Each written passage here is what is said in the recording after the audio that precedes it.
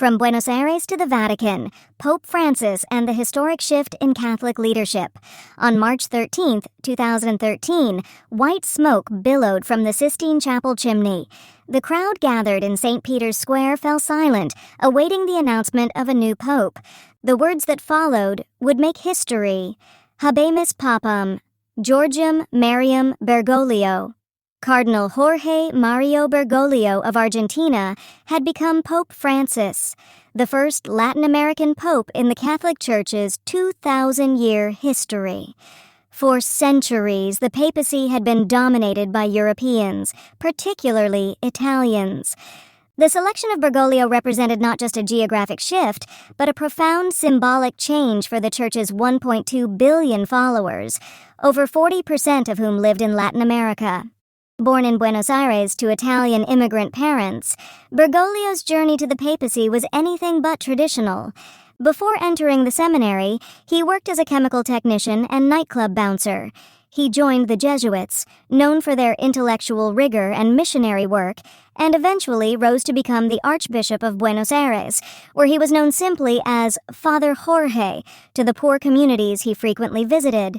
His selection came at a critical moment for the Catholic Church.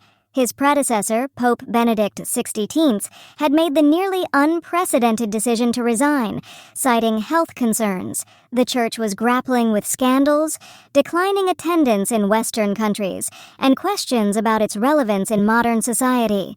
From his first appearance on the Vatican balcony, Francis signaled change. He chose a name honoring St. Francis of Assisi, known for his humility and concern for the poor. Breaking with tradition, he asked the crowd to pray for him before he blessed them. And rather than moving into the lavish papal apartments, he chose to live in the more modest Vatican guest house.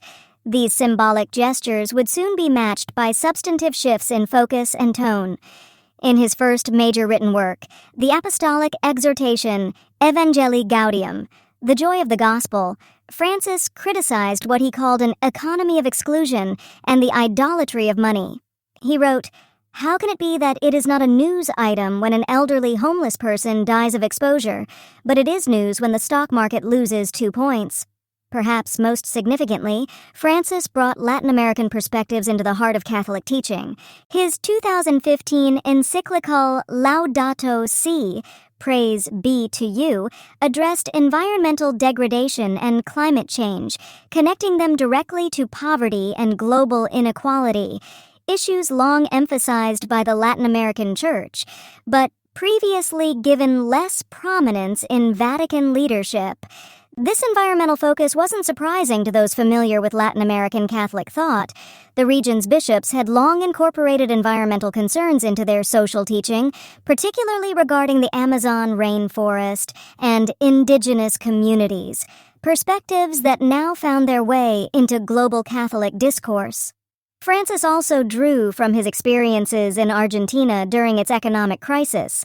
He frequently criticized what he called the throwaway culture of modern capitalism and emphasized the Church's preferential option for the poor, a concept with deep roots in Latin American liberation theology.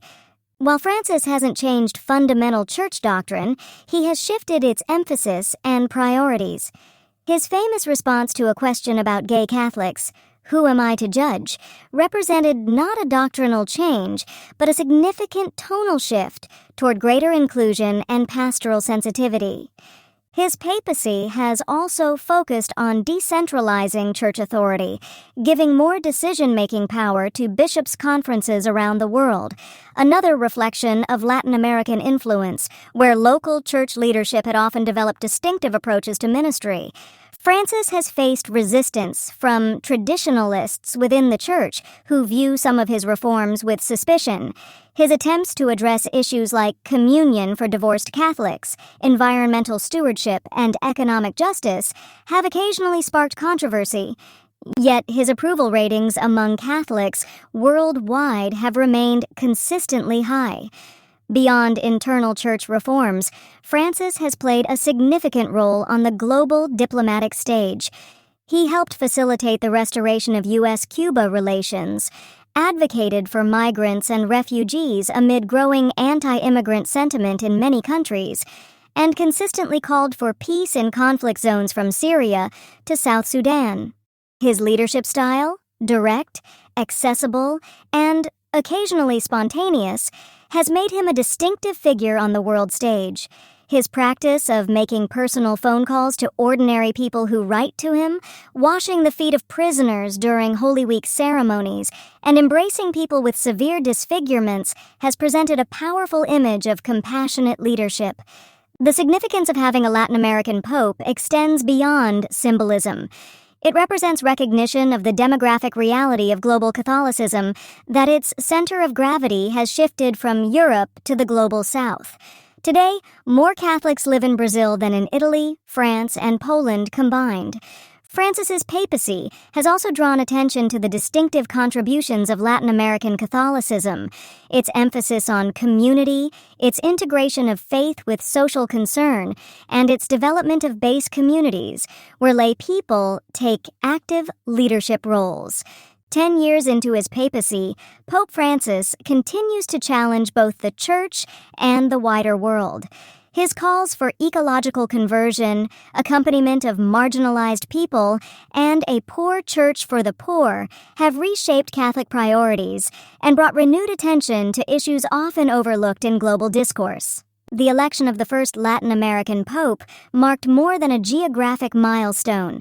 It signaled a church coming to terms with its global identity and drawing wisdom from traditions and perspectives beyond Europe.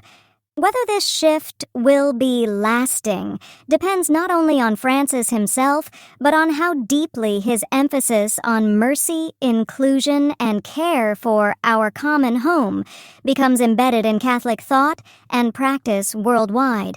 As Francis himself often says when concluding his addresses, "Por favor, no se olviden de rezar por mí." Please don't forget to pray for me.